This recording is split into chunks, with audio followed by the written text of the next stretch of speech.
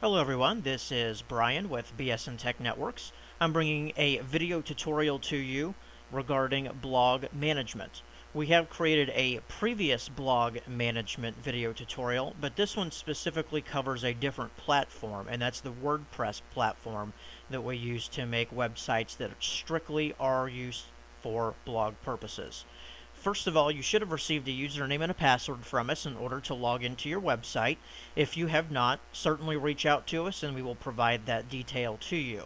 So we're going to go ahead and log into this customer's website here, and there's going to be three things that we're going to cover. First is media or picture management. Second is the post management for creating, deleting, and updating or editing posts, and then also taking care of comments on your website. So let's get right into it. Over here on the side you have a dashboard and you can see the different options available, and there is media. There is a library or add new. So first of all, we're just going to go to the library. You need to click media or library to get there. And that will bring up the media library. Now for this specific customer, I've already uploaded a couple of example images which are seen here. So in order to actually add a new image to the website or to upload it so that you can use it on the website, you need to choose Add New. That's right over here. It's under Add New as well, or it's up here. So clicking up there, you're then greeted with the box that says Select Files. When we select files, we can then choose a picture that we want to use. So I'm just going to choose one here, and you can see that it automatically uploads it, and then it will show it down here with the information. And then that's really all you have to do. So you can continue to upload more files by hitting the Select Files button. Once you're all done, you can just click Media or the Library button again, and that will take you back here. You can see that the image that I just uploaded already shows up right there. Now, how do you actually add a picture to a post or to a page on your website? To do so, you need what's called a link URL, and the link URL is easy to get to.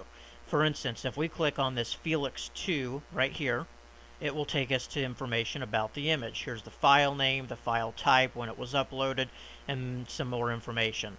Now here's the file URL. This is what we need to put it on a post of the website. So what we want to do is we want to select all of it, right click, and then hit copy. So we will use that here pretty soon when we go into a post. First, let's go back into the Media Manager. Say you need to delete something. Well, it's very easy. You can see that if I just hover over a row, you have some image or some options down here: edit, delete permanently, or view. So of course, since this is just a test image I uploaded, I'm just going to hit delete permanently. It says, are you sure you want to do this, and hit OK. And now it's gone. So that's how you can take care of uploading images to your website so that you can use them. Next, we'll go into the posts. Now the posts are the actual items for your blog entries. Now you can choose all posts to see everything, add new, categories, or tags. We're not really going to look at categories or tags in this video, but let's go ahead and click on all posts. In all posts, there are a couple of them. Looks like the customer has added one, although it's in draft form and it's not technically published on the website yet, and I'll show you what that difference is as well. And then this is one that I made as a test a couple of days ago. So if we want to go in and edit it, you can just click on the name or the title of the post, or you can just click on edit. So I'm going to go ahead and click on the title, and here's the information that shows up. Now you have some toolbars here of some different options, and we'll show you how to use those. And my screen is a little too small here, but there are some other ones that appear over here. Now remember I was mentioning how to change a draft post. Notice here it says published. That means it is actually live on the website as opposed to a draft, which is not.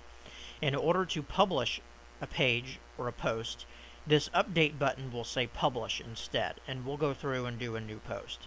Now as you can see, here's a picture, and then I just put some text on here. So if you need to edit a post, you can just come right in here and you can start typing and edit a post, and then just choose update. But we're going to go back here and go to the posts again. And we're going to go add new. Add new is up here or it's over here. So add new means we will add a new post. This is the title. This will be the title of the post. So I'm just going to say test title. Now if you remember right, we copied the file URL of an image So it's sitting in our clipboard right now. So to add that image to this post, click on the image icon, and then in here you'll right click and hit paste, and there's the image URL. And then you can put a description, so let's just put Felix in there. Same with a title, we'll just put Felix there too, and then we'll put insert, and there he is. So that's how you can put an image in a post.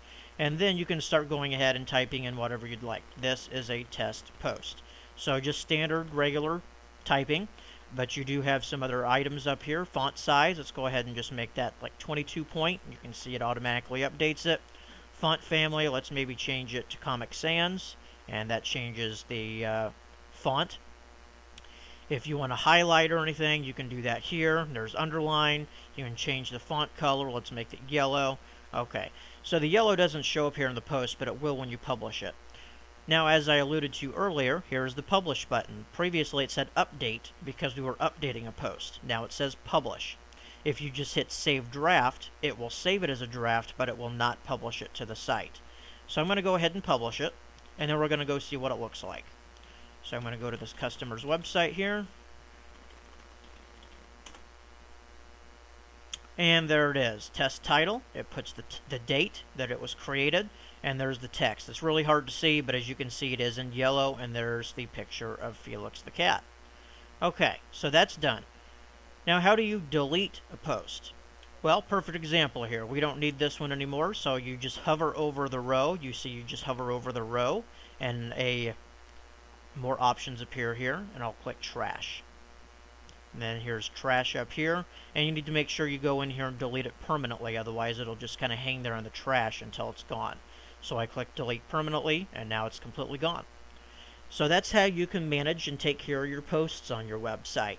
The next thing is comment management. If you allow for visitors of your website to post comments on your blog articles, those will be in here.